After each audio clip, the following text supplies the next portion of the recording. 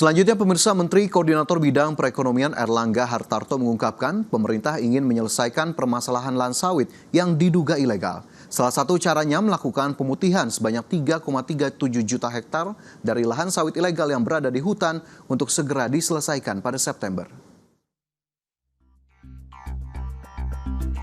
Badan Pengawasan Keuangan dan Pembangunan atau BPKP mencatat di Indonesia terdapat 16,8 juta hektar lahan perkebunan sawit. Dan sebanyak 3,3 juta hektar diantaranya merupakan lahan ilegal yang berdiri di atas kawasan hutan. Menteri Koordinator Bidang Perekonomian Airlangga Hartarto mengungkapkan penyelesaian lahan sawit ilegal ini sendiri pada dasarnya sudah tercantum dalam pasal 110A dan B Undang-Undang Cipta Kerja, di mana penyelesaian lahan sawit ilegal ini dilakukan selama 3 tahun sejak Undang-Undang Cipta Kerja diketok. Airlangga sendiri ingin mempercepat proses penyelesaian lahan sawit tersebut. Pemerintah ingin menyelesaikan permasalahan legalitas untuk 3,3 juta hektar lahan sawit dengan upaya pemutihan yang ilegal untuk menjadi legal. Ditargetkan pemutihan lahan sawit ilegal tersebut selesai September mendatang.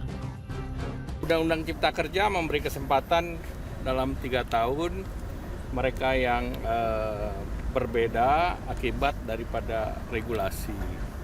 Dan 3 tahun itu sudah lewat. Nah, sedangkan yang satu di pasal 110B terkait dengan pelanggaran. Nah, pelanggaran ini tentu harus ditagih dan dikejar.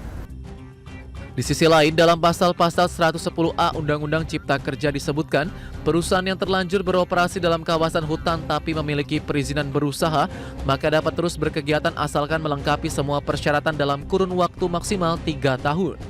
Sedangkan dalam pasal 110B juga disebutkan, bagi perusahaan yang terlanjur beroperasi dalam kawasan hutan tanpa perizinan berusaha, tetap dapat melanjutkan kegiatannya asal membayarkan denda administrasi.